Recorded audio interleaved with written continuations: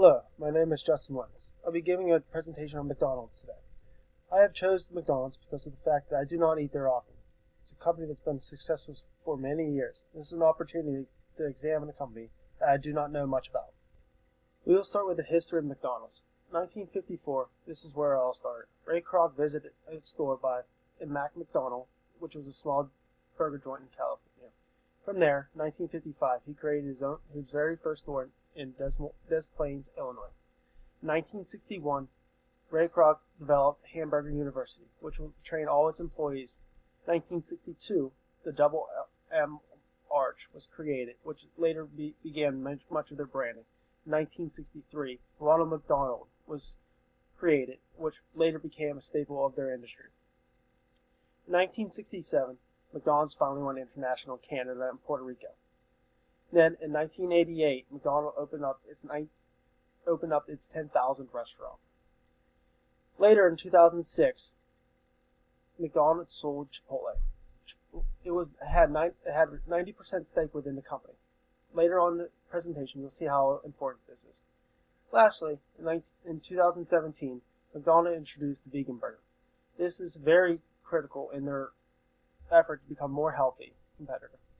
The corporate structure for McDonald's is very unique. There are more than 36,000 stores worldwide.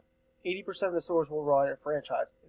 About 90% of the stores in the United States are set up as a franchise. McDonald's, the corporation, owns the land that the restaurants are situated on in order the franchise do not have to deal with leases and landlords. This allows the store to have a community feel. Also, they allow the stores to decorate the theme of the store and how they want. It gives them a sense of individuality and their own chances for success. In return, the franchisee pays royalties and a percentage of the profit back to the corporation. Lastly, Hamburger University, which was created in 1961, allows the company to teach the processes and goals to allow the customers to succeed. Next, we'll talk about Porter's 5 forces.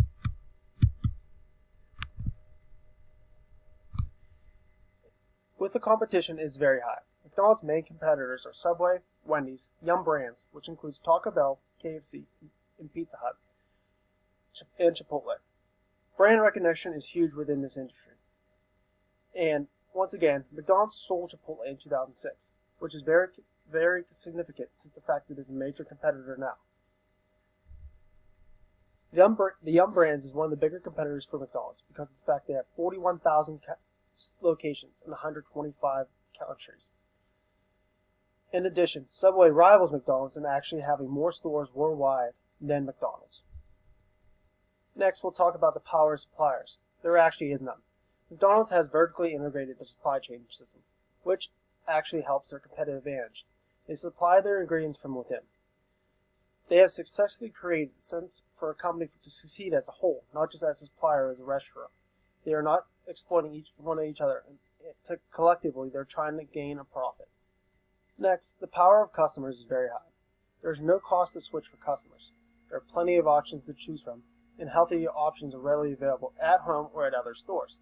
The fast food industry has plenty of customers for breakfast, lunch, and dinner, in which McDonald's competes in with no fee to switch.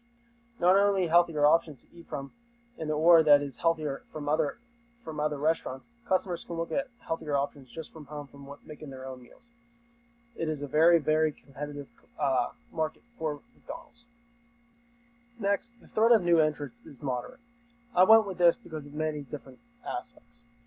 The amount of advertising spent by each company is large for a reason. It is to grab a piece of the market share, which is very competitive. Brand recognition in the industry has a very profound effect.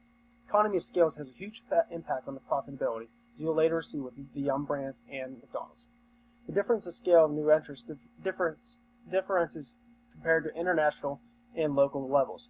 For instance, a local chain can have 2 or 3 stores within the market to compete with McDonald's on a local level, but not on an international. So within that, I'll give it a moderate consideration because on an international level, they do not compete, but on a local level, it could be high. Next, the threat of substitute products is very high. Competition is high within the industry. Healthier options are readily available and marketed that way as well. Substitutes of home cooking are always available. Options such as the Chipotle burritos and things like that have very more positive aura of being healthier and think in that type of capacity. Also, such as chains of Hello Bistro, other places like that offer the markets for the target industry currently. Next, we'll talk about SWOT analysis. First, we'll start off with the strengths of McDonald's. It has a very strong brand, high market share, effective training, and technology innovations. McDonald's is a very strong brand.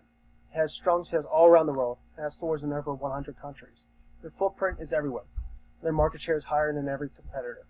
To contribute to this success, the Hamburger University has enabled employees to stay an effective workforce. The addition of wireless internet in stores and the ability to order online advances their technology innovations. Marketing campaigns have also set above competition, as you can see with the Happy Meal and other things like that. Their weaknesses include an unhealthy image, fierce competition, lawsuits and regulation, and power of the buyer. The social stigma that McDonald's is unhealthy has affected the company. McDonald's has tried to change their image. The company has become more transparent with the menu, moved to show their calories and nutrition facts on the products they offer. McDonald's is a global company. Not only must McDonald's factor in the U.S. economy in which the company operates, but many of the other countries it operates in. Power of the buyer indicates that they have low switching costs, which enable them to choose between competitors do not have any fees for switching between them. With regards to opportunities, they still need to increase their technological advance, philanthropic efforts, and healthy food items. McDonald's needs to continue to reduce the healthy image and continue their healthy food initiative, which allows McDonald's to continue to garner more of their target market share. Continue pushing products such as apple, yogurt, and other healthy things will go a long way to continue this effort. Also, to further increase their philanthropic efforts, it will increase their general positive social influence. The ever-presence of social media is a focal point in many of the companies currently. Having a positive media presence is a driving force in many companies. Lastly, McDonald's should continue their technological advances in the industry. They should update their new payment methods and cashiers to moving to more automated machines. Focusing on customers to use their app will better allow McDonald's to track the data and better apply their products to who they serve. Lastly, the threats include intense competition from the power of the buyers and substitutes. The intensity of the competition is the major threat to McDonald's success. It is one of the main factors because of the number of major players within the industry that matriculate into other driving forces. Substitutes indicate the sense that the customer prefers not to choose a fast food option. The customer could just cook at home and choose other options that are even healthier than McDonald's. Next, we'll talk about what McDonald's should eliminate, reduce, raise, and create in their industry. McDonald's should eliminate the waste of food, which will create more efficient processes and be more profitable for the company. McDonald's should reduce the environmental waste and unhealthy image, which will allow the McDonald's to become a more green company by reducing carbon emissions, more friendly practice within growing their best food, and thus more social positive company. Reducing the unhealthy image and continue their healthy food initiative allows McDonald's to continue their continuous effort of this already, to thus garner more of the target market share within their industry. McDonald's must raise the customer satisfaction and also their healthy food initiative. I know I repeated healthy food initiative, but this is the market in which McDonald's will keep on moving to. Raising the customer satisfaction allows the company to retain customers. Raising the awareness of a healthy initiative will appeal to their target market. Lastly, creating a family atmosphere for families allows higher customer satisfaction and retention. Increasing philanthropic efforts, continuing their efforts, allows the company to generate more positive social influence, as stated before, in their current charities such as the Ronald McDonald Charity House, which has a very profound impact in the community. Next, we'll talk about the financial analysis of the company. First, we'll look at the profitability of McDonald's. As you can see, the revenue has gone down since 2005, but if you look at their net income, it has actually gone up throughout the years. This slide will show it compared to their competitors. McDonald's has an operating margin of 42%. The next highest is Yum Brands at 40%. The rest are around 15% to 28%. The recent financial analysis about analysis shows above that the financial health of McDonald's. Over the past 5 years, the analysis shows that McDonald's has seen their revenue drop. Their net income, though, has increased. This amount has steadily increased the past 5 years. The decline in revenue is alarming stat for the company, though. This has contributed to the fierce competition in which McDonald's faces. McDonald's has a clear competitive advantage over their competitors. This can easily be seen in the operating margin. McDonald's and Yum Brands are far above their competitors. One other major point of analysis is the fact that from 2015 to 2019, revenue change from the franchisee to the company store changed by 20%. Change by 20% is nearly 4.6 billion revenue change. This change will be directly linked to the operating margin. McDonald's is collecting more royalty and licensing fees than direct sales from stores. Following strategic issues are for McDonald's. How can McDonald's increase its market share in a very competitive industry? Can McDonald's continue the initiative of healthy foods successfully? Can McDonald's continue to update their technology to be ahead of the competition? I believe the first two strategic issues can kind of be answered by the same question. They can lean on their brand recognition and continuous market campaigns.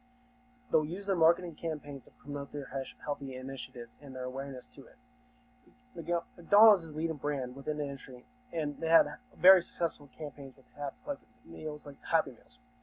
Because of this, they can use this to cater towards more educating their market.